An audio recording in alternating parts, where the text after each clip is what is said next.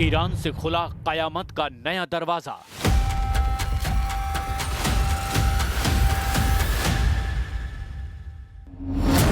Israel के हजारों जासूस ईरान के शिकंजे में।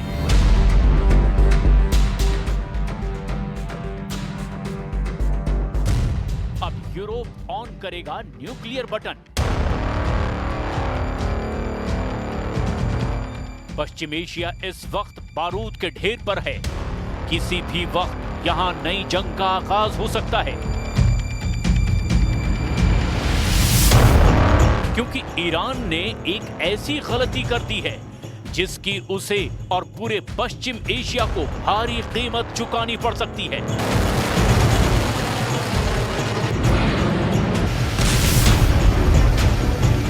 ये गलती है 21,000 इजरायली जासूसों की गिरफ्तारी की। ये गलती है इजराइल को सीधे चैलेंज करने की। ये गलती है यूरोप की 3 बड़ी ताकतों से टकराने की। और इसका अंजाम ईरान के लिए किसी बड़े खतरे के अलार्म से कम नहीं है। इसीलिए सबसे पहले समझते हैं कि जासूसों की गिरफ्तारी वाली कहानी आखिर क्या है और ईरान के इस एक्शन पर असर क्या हो सकता है। दरअसल खुफिया सूत्रों के मुताबिक 13 जून से 24 जून तक यानी 12 दिन तक चली उस जंग के दौरान ईरान की तरफ से संदिग्धों के खिलाफ बड़ी कार्रवाई की गई। ये एक ऐसी कार्रवाई थी जिसमें हजारों लोगों को सलाखों के पीछे कैद कर दिया गया। ईरानी गृह मंत्रालय और खुफिया एजेंसियों की रिपोर्ट के मुताबिक ये ऑपरेशन देश भर में 31 प्रांतों में चला। सबसे ज्यादा गिरफ्तारियां राजधानी तेहरान, तबरीज और मशहद में हुई। 21,000 में से 261 पर सीधे सीधे जासूसी के आरोप हैं। ईरान का दावा है इनमें से ज्यादातर इजरायली खुफिया एजेंसी मोसाद से जुड़े थे। इन पर आरोप है कि इन्होंने सैन्य ठिकानों, मिसाइल डिफेंस सिस्टम और सरकारी इमारतों के गुप्त वीडियो और तस्वीरें विदेशी नेटवर्क को भेजी। 2,774 अफगान नागरिक भी हिरासत में हैं। ईरान कहता है कि इनमें से कुछ को इजराइल ने फील्ड एजेंट के तौर पर भर्ती किया था। बाकी हजारों लोग अवैध फिल्मांकन, साइबर फ्रॉड और फर्जी दस्तावेजों के आरोप में पकड़े गए। ईरानी सुरक्षा बलों ने 1,000 से ज्यादा चेक पॉइंट बनाए, शहरों और बॉर्डर इलाकों में ड्रोन से निगरानी की, जिसका असर ये हुआ कि लोगों से मिली टिप्स यानी सीक्रेट इंफॉर्मेशन में 40% तक इजाफा हुआ।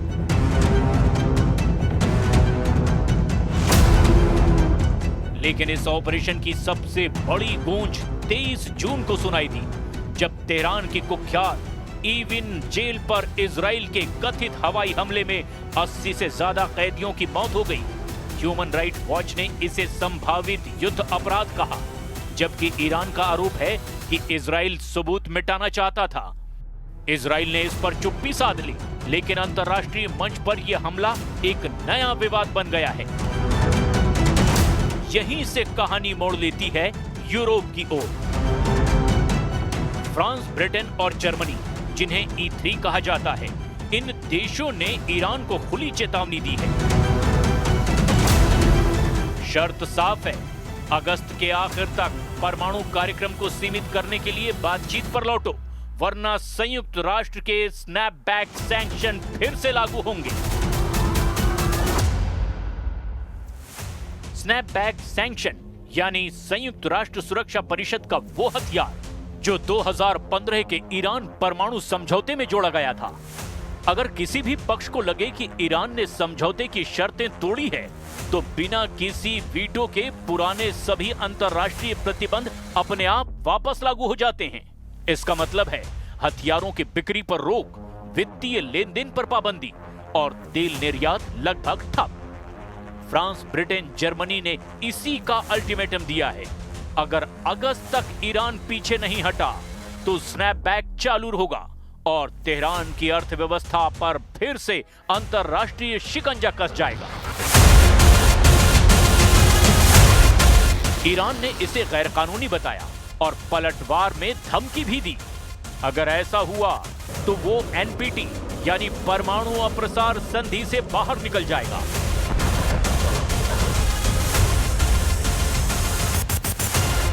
इस धमकी का मतलब है ईरान के पास फिर कोई अंतर्राष्ट्रीय रोक नहीं रहेगी और वो हथियार स्तर पर यूरेनियम बनाने की ओर बढ़ सकता है।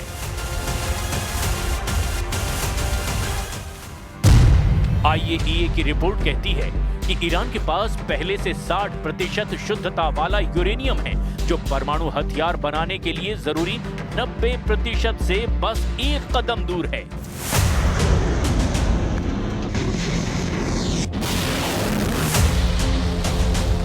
यूरोप का डर यही है कि अगर ये सीमा पार हुई तो पश्चिम एशिया में एक नया परमाणु संकट फट पड़ेगा।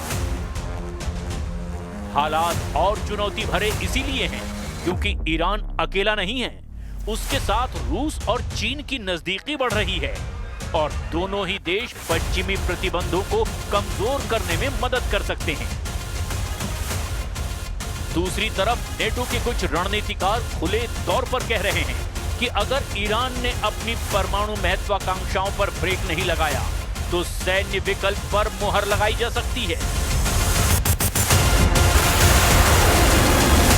इसीलिए इस गिरफ्तारी ऑपरेशन ने सिर्फ जासूसों को सलाखों के पीछे नहीं डाला, इसने पूरे क्षेत्र को परमाणु टकराव के किनारे ला खड़ा किया है। तेहरान इन गिरफ्तारियों को भले ही बड़ी जीत मान रहा है, लेकिन उसका खतरा भी उतना ही बड़ा है। ईरान का ये दांव, जिसमें उसने 21,000 कथित इजरायली जासूसों को पकड़ने का दावा किया है, अब एक भू राजनीतिक जाल में फंसता दिख रहा है।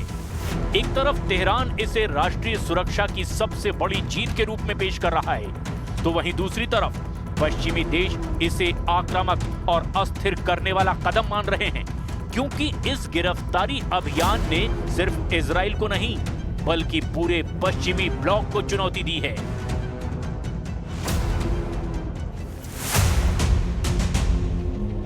यूरोप में 3 बड़ी ताकतें फ्रांस, ब्रिटेन और जर्मनी अब खुले तौर पर कह रही हैं कि ईरान के परमाणु कार्यक्रम को किसी भी कीमत पर काबू में करना होगा।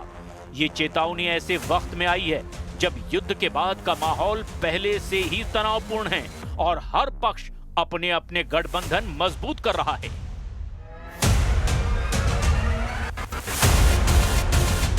ईरान की रूस और चीन के साथ बढ़ती नजदीकी ने पश्चिम के शक को और गहरा कर दिया है। रूस पहले ही ईरान को ड्रोन तकनीक और मिसाइल डिफेंस सिस्टम में मदद दे चुका है, जबकि चीन ने हाल में ही ऊर्जा आपूर्ति और निवेश के बड़े समझौते किए हैं।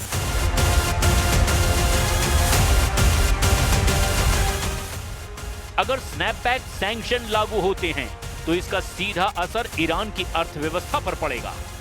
तेल और गैस के निर्यात पर रोक से विदेशी मुद्रा भंडार तेजी से घटेगा, महंगाई और बेरोजगारी बढ़ेगी और घरेलू असंतोष भड़क सकता है। ऐसे में ईरान अपने परमाणु कार्यक्रम को और तेज कर सकता है ताकि वो पश्चिम के दबाव के सामने झुकने की बजाय सैन्य शक्ति के सहारे अपनी स्थिति मजबूत कर सके। लेकिन यही रास्ता सबसे खतरनाक है, क्योंकि IAEA की रिपोर्ट के मुताबिक ईरान पहले ही हथियार ग्रेड यूरेनियम की दहलीज पर है। अगर उसने 90% शुद्धता का यूरेनियम तैयार कर लिया तो परमाणु हथियार बनाना सिर्फ तकनीकी और समय का मसला रह जाएगा।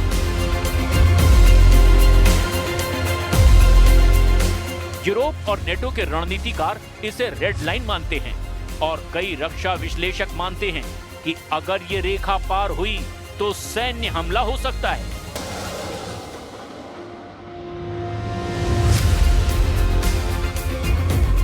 इसीलिए कथित तौर पर जासूसों की गिरफ्तारी के बाद शुरू हुई ये कहानी अब सिर्फ जासूसी तक सीमित नहीं रही। ये पश्चिम एशिया में एक नए परमाणु संकट की स्क्रिप्ट लिख रही है। तेहरान इस ऑपरेशन को अपनी आंतरिक सुरक्षा की जीत बता रहा है, लेकिन अंतर्राष्ट्रीय स्तर पर यह उसके खिलाफ बड़े मोर्चे को जन्म दे चुका है। और अगर यूरोप ने सच में न्यूक्लियर बटन ऑन करने का फैसला कर लिया तो अगली लड़ाई सिर्फ हथियारों से नहीं बल्कि परमाणु साए में लड़ी जाएगी।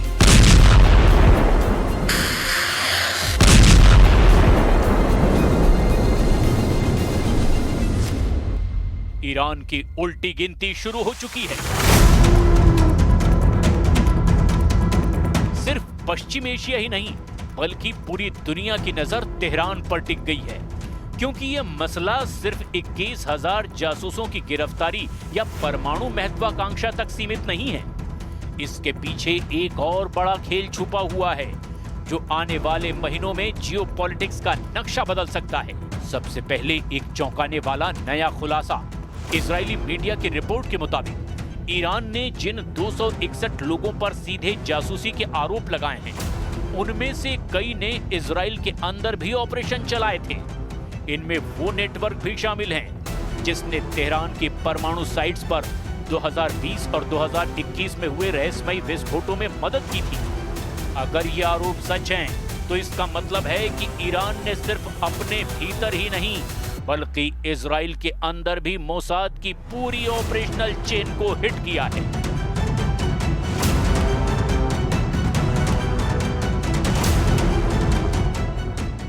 दूसरी तरफ फ्रांस, ब्रिटेन और जर्मनी का अल्टीमेटम महज डिप्लोमेटिक बयान नहीं। यूरोपीय खुफिया सूत्रों के मुताबिक E3 देशों ने पहले ही नेटो के सैन्य कमांड के साथ में प्री एम्प्टिव स्ट्राइक के सिमुलेशन पूरे कर लिए हैं।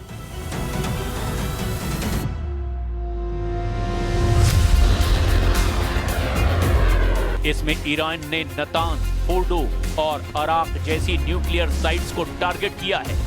इसका मतलब है कि अगर डिप्लोमेसी फेल हुई तो कार्रवाई अचानक और बेहद तेज हो सकती है।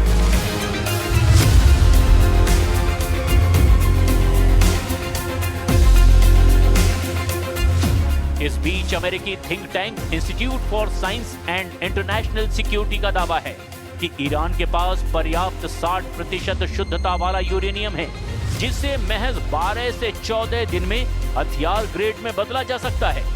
और अगर NPT से बाहर निकलने का ऐलान हुआ तो इंटरनेशनल मॉनिटरिंग लगभग नामुमकिन हो जाएगी। रूस और चीन की भूमिका यहां और दिलचस्प हो जाती है। रूस का एयर डिफेंस सिस्टम ईरान पहुंच चुका है, जहां उसकी टेस्टिंग भी हो चुकी है।